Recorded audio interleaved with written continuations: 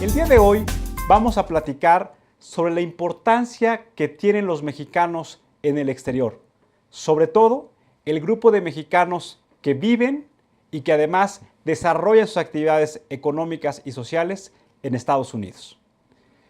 Uno de los valores que consideramos deben ser importantísimos para los ciudadanos es el tema de la inclusión social. Nosotros, los mexicanos, debemos de caracterizarnos por generar los mecanismos de identidad y de consumos culturales que nos permitan que nosotros los mexicanos seamos huéspedes de los mismos mexicanos que han radicado en otros países. Podemos observar que el grupo de mexicanos que viven allá hacen una contribución muy significativa al crecimiento de la economía de los Estados Unidos. Representan el 8% del Producto Interno Bruto.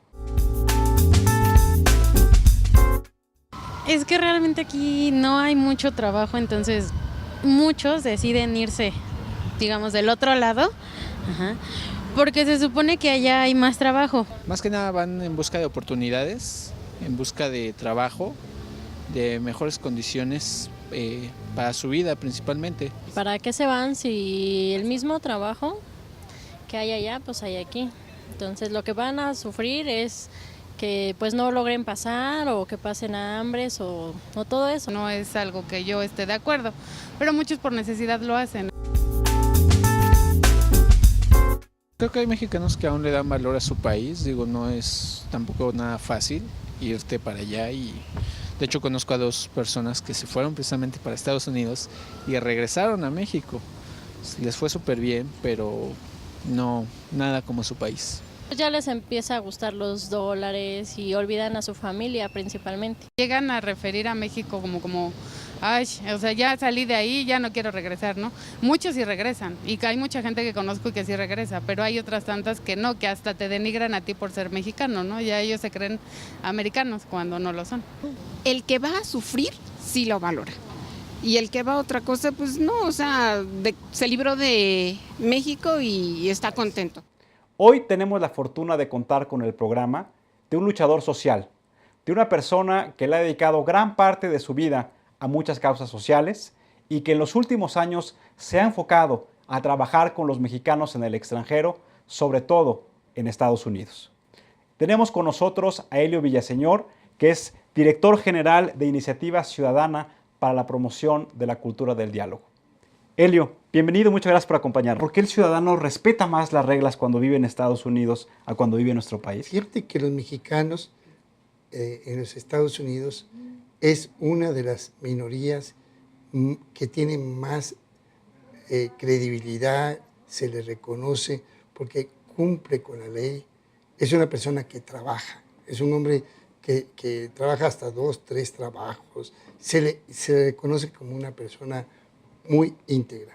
Pero ¿qué pasa con la frontera? Cuando pasa, ya le están haciendo una mordida. Entonces entra ya al país donde él tiene que entrar para dar una mordida, y ya empieza desde ahí todo un viacruz de la frontera a su lugar de origen, donde pues se tiene que de una manera acomodar, adaptarse a estas circunstancias, porque si no, pues son atacados. Tú sabes que en este país las reglas no escritas son las que funcionan. Desgraciadamente vivimos en un país donde todavía la legalidad no es la forma que deben de actuar las autoridades frente a los ciudadanos. Entonces, esa impunidad que se respira permanentemente, pues hace que la gente pues tenga una actitud más que todo de resistencia, de mejor no le muevo y sigo adelante. ¿Cómo podemos hacer para que estos mexicanos puedan transmitir su conocimiento y su experiencia laboral a los mexicanos aquí y que entremos en una dinámica de un proceso de inclusión? Porque muchas veces lo que pasa es que el mexicano que viene en el extranjero ya no se siente ni de allá ni de aquí. Hay que reconocer sus aportes que ellos dan a nuestra economía y a muchas cosas de la cultura. Tú sabes que las remesas que envían ellos cada año a este país representan el tercer lugar de las divisas.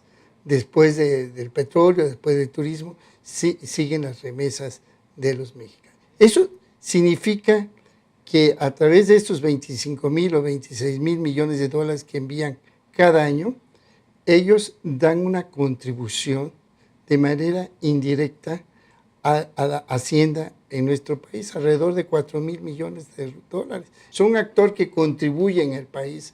Pues debemos de abrirle las puertas y de facilitar las cosas. Para a veces un mexicano en el exterior querer venir a invertir a México le cuesta más trabajo que a una transnacional que quiera invertir en México.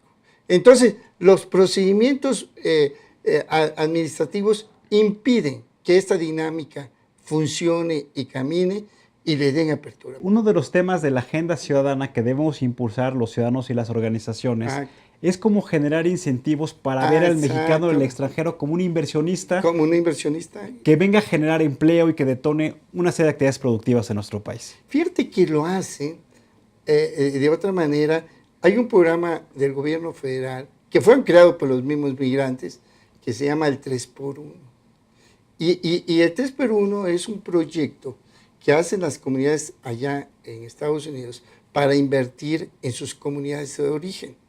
Entonces, por decirte algo, por cada peso que ellos dan, ¿ya?, el gobierno federal da una parte y el gobierno local da otra parte.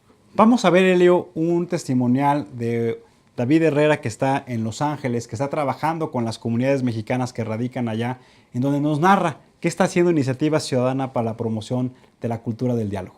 Veámoslo. Buenos días, amigos. Mi nombre es David Herrera. Soy un mexicano viviendo aquí en esta parte de la ciudad de Los Ángeles desde hace más de 34 años y precisamente nos encontramos en este lugar, en lo que fue la fundación del pueblo de Nuestra Señora la Reina de Los Ángeles. La cruz que se ve aquí atrás a mis espaldas nos habla de esta fundación en este lugar en el año de 1781. Y precisamente desde aquí, desde la segunda ciudad con más mexicanos en el mundo, después de la Ciudad de México, les puedo decir que desde los principios de los 80s, quizá desde los finales de los 70s, se vienen organizando los grupos de los diferentes estados de la República Mexicana. Aquí a nuestras espaldas, aquí a mi mano izquierda, a la derecha para ustedes, van a encontrar una organización de las más grandes de todo Estados Unidos. Es el Consejo de Federaciones Mexicanas, conocido por sus siglas como COFEM. Este Consejo de Federaciones Mexicanas agrupa precisamente a federaciones que se han venido formando a través de estos 30 o 20 años. Hay algunas más nuevas, pero en el transcurso, digamos, de los 80s para acá, se han venido organizando con más fuerza.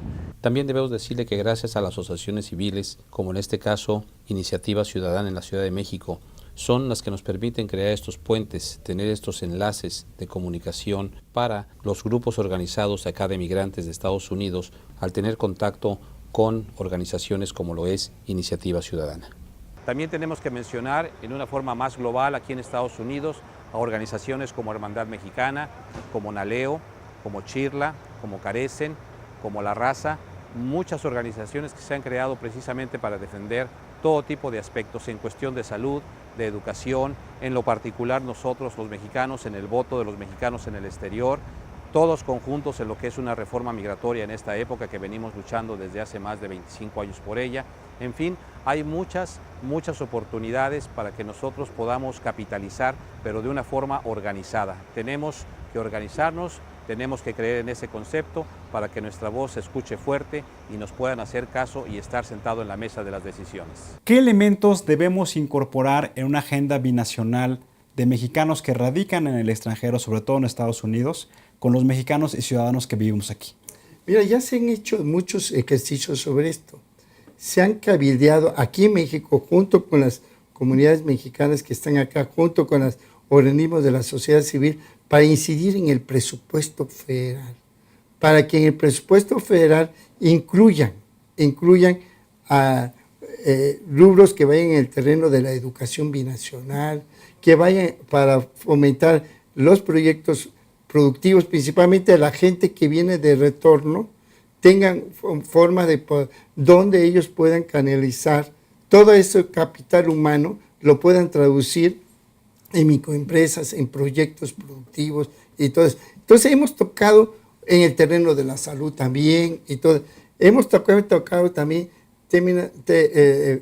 leyes locales en términos de reformas migratorias locales, como la de la Ciudad de México, como la de Michoacán, como de Oaxaca, como Puebla, Durango, favorecer cambios también de políticas migratorias a nivel local de las entidades. Y también nosotros apoyamos aquellas acciones que ellos tienen allá, principalmente la reforma migratoria en Estados Unidos. Helio, muchas gracias. Gracias por acompañarnos en el programa.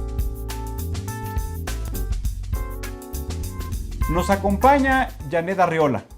Ella es una ciudadana, una activista, una promotora incansable de muchas luchas para ayudar a rescatar la dignidad a los pueblos indígenas. Ella es presidenta del patronato de la Fundación Promazagua y directora general de México Proindígena. ¿Qué significa para ti, que has trabajado muy de la mano con las comunidades, la desigualdad? Me voy a basar en Amartya Sen, que para mí es la corriente de desarrollo que más me gusta. Y Amartya Sen se refiere a que hay limitantes en el desarrollo. O sea, cuando existe una limitante que no te permite tener la capacidad de elegir la vida que tú quieres vivir.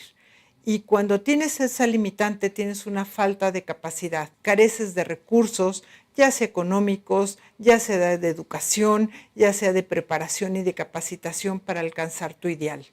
Hoy se está celebrando la Conferencia Internacional de Pueblos Indígenas en Naciones Unidas. Celebro que se esté llevando a cabo en Nueva York esta conferencia, porque parece que no hemos entendido como humanidad que solo a través de los pueblos de nuestro origen como mexicanos y como ciudadanos del mundo vamos a encontrar vías más justas, más equitativas y más de respeto a la naturaleza.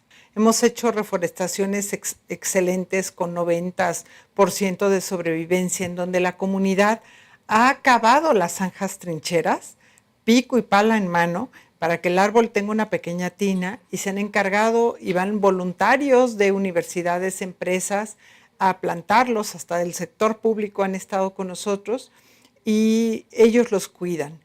Si te digo que una vez hicimos una presa de 120 millones de litros en 3 meses en época de lluvias, ¿me crees? Es muy importante que a los pueblos originarios hay que abordarlos de una manera integral.